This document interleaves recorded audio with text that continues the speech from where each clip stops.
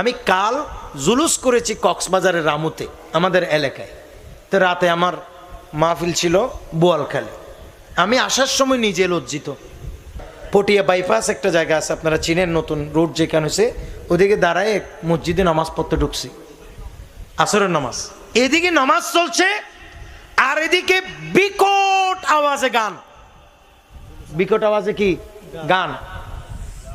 এগুলো হচ্ছে পীরের শানে গান টান, এগুলো আর কি, মুর্শিদি গান টান। এগুলো গান তো গানেই, বাজনা তো বাজনাই। এগুলো দিয়ে দিয়ে আসছেন কেন? আপনি কি ওখানে কালকে দিনটাতে আপনি কি ফিরে সানা খানে গাইতে গেছেন নাকি আমার নবীর মিলাদুন নবীতে গেছেন? আপনি তো গেছেন মিলাদুন নবীতে, জশ্নে জুলুসে। অন্তত কালকের একটা দিন আল্লাহর কোরআনের তেলাওয়াত, কালকের একটা দিন আমার নবীর শান মানে কত সুন্দর সুন্দর নাতে রাসূল ইয়া নবী সালাম আলাইকা পড়া উচিত ছিল, নারে রিসালাতের স্লোগান দেওয়া উচিত ছিল। সেখানে আমার নবীর সানা সিফত সম্বলিত উর্দু কিংবা বাংলা নাতে রাসূল পড়া একটা আপনার দরকার ছিল। কথা বলেন ঠিক কিনা? তারা সেগুলো না করে কালকেও দিয়েছেন আপনার পীরের গান। এগুলো আপনি না, আপনার কাছে না এগুলো ভালো লাগে, কিন্তু সবার কাছে তো এগুলো ভালো লাগে না। আপনি তো সবাইকে এগুলো শুনতে বাধ্য করতে পারেন না। এদিকে আমরা নামাজ পড়ছি, আমি নিজে লজ্জিত, আল্লাহর কসম। নামাজ পড়তে ঢুকতে যাওয়ার সময়ও, ঢুকে নামাজ পড়ে বের হওয়ার সময়ও কয়েকজন লোক আমাকে এভাবে, দোস্ত হুজুর আমরা আপনাকে চিনি, দয়া করে এ কথাগুলো একটু আপনি মানুষকে বলবেন।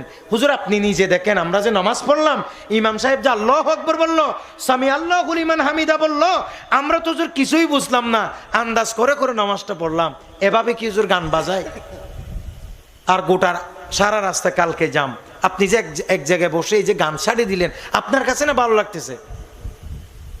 নাচতেছে মানুষ গাড়ির উপর, অনেক ইয়াংরা এখানে জশ্নে জুলুসের ইয়া বাঁধছে, ফিতা বাঁধছে আর নাচতেছে, মজা করতেছে।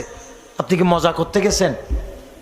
আল্লাহর ওয়াস্তে এই সমস্ত কাজ করে ছোটখাটো ভুল করে গোটা সুন্নিয়তকে প্রশ্নবিদ্ধ করবেন না। আওলাদের রাসূলের ইজ্জত সম্মানে আঘাত হানবেন না।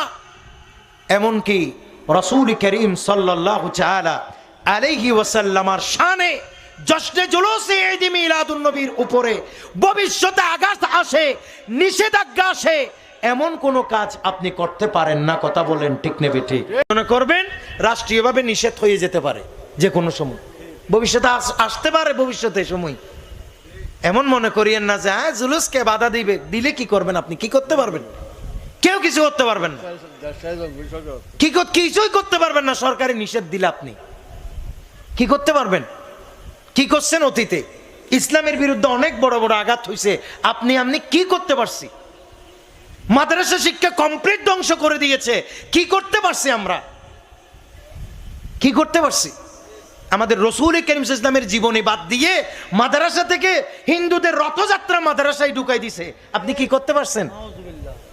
মিলাদুন নবী জশ্নে জুলুস বন্ধ করে দিলে আপনি কি করতে পারবেন? কিছুই করতে পারবেন না। শুধু দুই চারটা কথা বলে গালের জ্বালা মিটাইতে পারবেন, ফাঁকাফাঁকি করতে পারবেন, কিছু করতে পারবেন না। কাজেই ভদ্রতা বজায় রাখুন। ভবিষ্যতে এমন কাজ আপনাকে করতে হবে যাতে করে আপনার কারণে গোটা সুন্নিয়ত যেন কোনোভাবে প্রশ্নবিদ্ধ না হয়। আমি আমার এই তাকরীরের মাধ্যমে আজ আমি সবাইকে সতর্ক করছি। অনেকে হয়তো আমাকে ভুল বুঝবেন, এগুলো আমার কিছু আসে আর যায় না। আমি যেগুলো বলছি এগুলো আমাদের আঞ্জুমানের সিদ্ধান্ত, জামিয়ার সিদ্ধান্ত, গৌসিয়া কমিটির সিদ্ধান্ত না, গোটা সমগ্র সুন্নি জনতার সিদ্ধান্ত এগুলো। বলেন ঠিক নেবে ঠিক? আমি কোনো মন গড়া বলছি না। আমাদের অনেক ভাইয়েরা জুলুসে যাওয়ার সময় এত বলার পরেও আমাদের জামিয়া থেকে সতর্ক করা হয়েছে, ঠিক কিনা? পত্রিকা, পেপার পত্রিকার মাধ্যমে সতর্ক করা হয়েছে, টিভি মিডিয়ার মাধ্যমে, সাংবাদিক সম্মেলনের মাধ্যমে মানুষদেরকে সতর্ক করা হয়েছে।